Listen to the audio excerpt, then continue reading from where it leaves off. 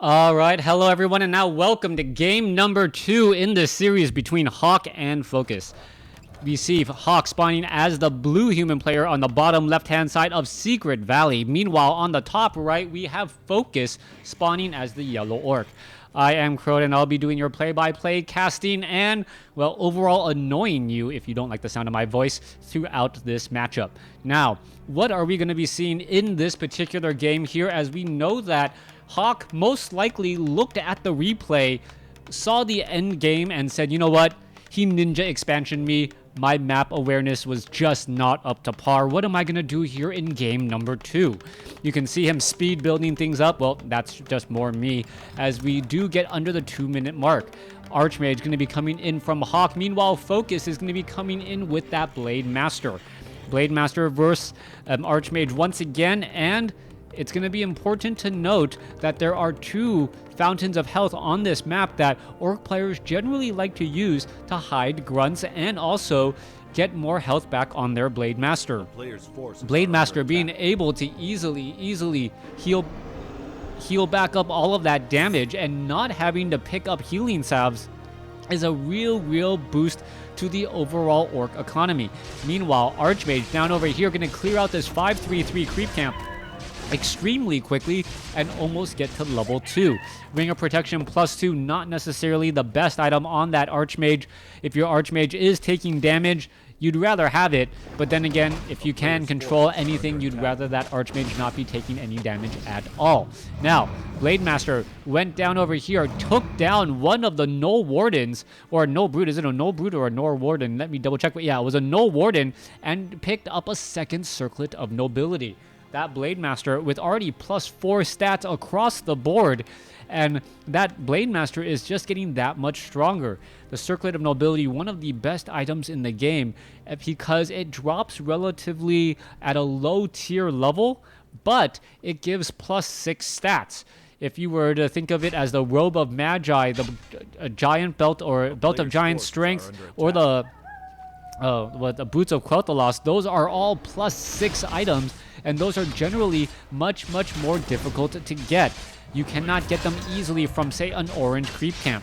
Meanwhile, let's come back across over here. Blade Master comes in, steals a little bit, and with only level 1, not going to be able to land any critical strikes. So far, though, the Archmage is going to do a good job cleaning up and getting a bit more experience on the board.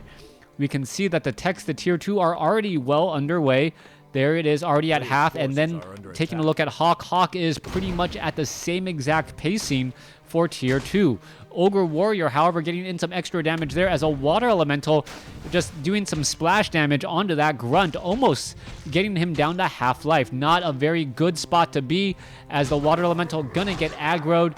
The Ogre Warrior is going to just take down that Water Elemental right there. Meanwhile, back across over here to the left, you can see that the Archmage feels comfortable enough to try and clear out this creep camp, but he is pretty much by himself right now.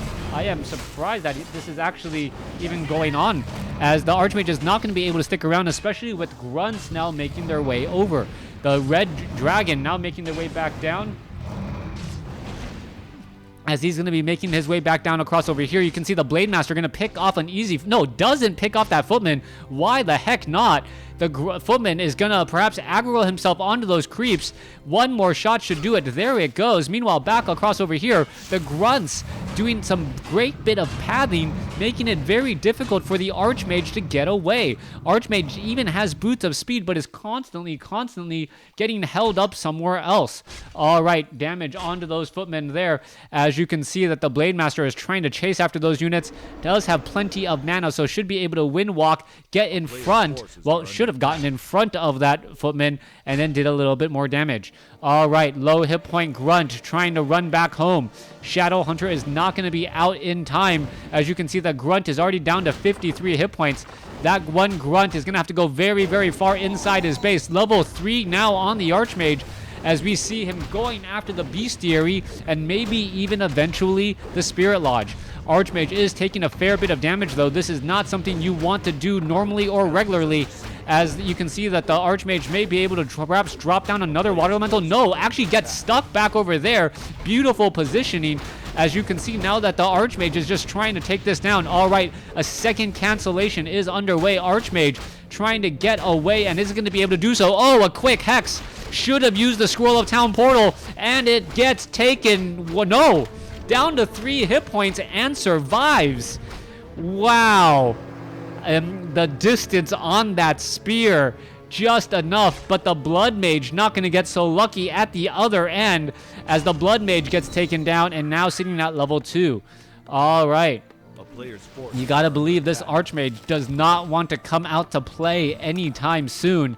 Second Arcane Sanctum now being added. I believe which trees need to be taken out in order for the units to actually be able to squeeze their way out right here. I believe this is the tree in question, but until then, it's not going to really be happening.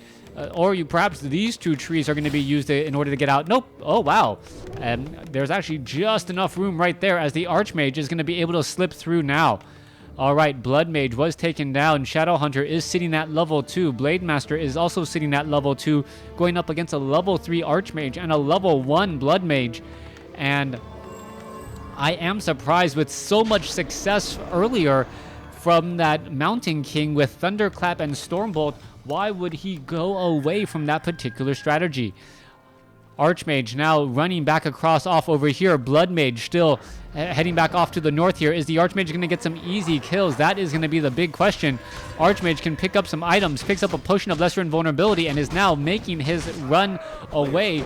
He did end up getting dusted, so he is well currently revealed as that 1 siphon mana does go down and it is broken. Back across over here, we can see that the Shadowhunter is doing a good job clearing out this creep camp alongside that Blade Master. Low hit point Grunt is, well, in a bit of hurt right now. Needs to get some healing salve back in here in just a second. That is a lot of low hit point units. Tome of Intelligence now dropped. Shadowhunter quickly picks that up as the Speed Scroll now being used in order to get away. Siphon mana quickly cast onto that Shadowhunter. He does, however, have a potion of greater mana, and if the Blade Master is able to land in some easy shots, this game, well, could be over before it even really gets started.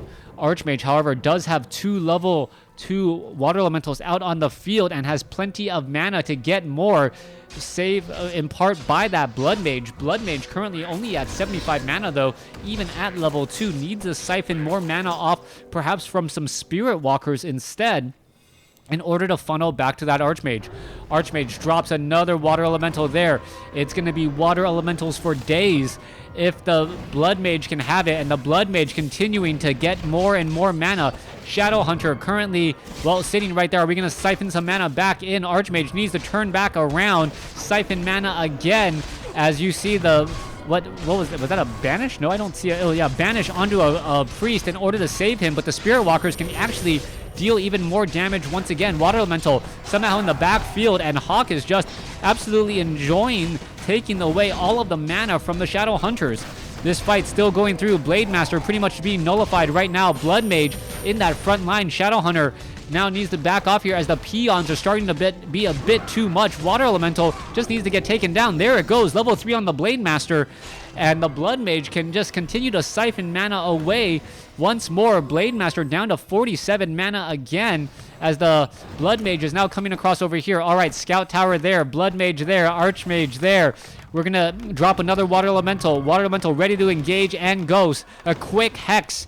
That was expected as the Shadow Hunter used its Potion of Greater Mana in order to get that Hex off. Blood Mage still in a little bit of trouble, gets a Hex or a Banish off onto that Sorceress so that it can survive a little while longer. Sorceress, her sister, not that lucky as the Blood Mage currently, well, Potion of Invulnerability transferred over, siphon mana away. Potion of Invulnerability now being used in order to get back away again, but this time around the Archmage is in trouble. Disenchant, Invisibility being used again.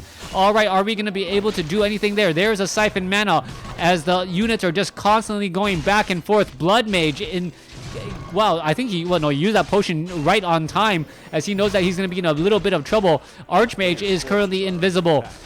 Sorceress now getting ensnared again. What is going on here? The guard towers actually look to be, oh wow, the peasants were just too far away, unable to get any repairs off. Sorceress going to get taken down. Blood Mage gets ensnared. Archmage is in trouble, and a little bit of lack of focus from Hawk allows Focus, well, to finish things up and take down both heroes. That is pretty much going to be it.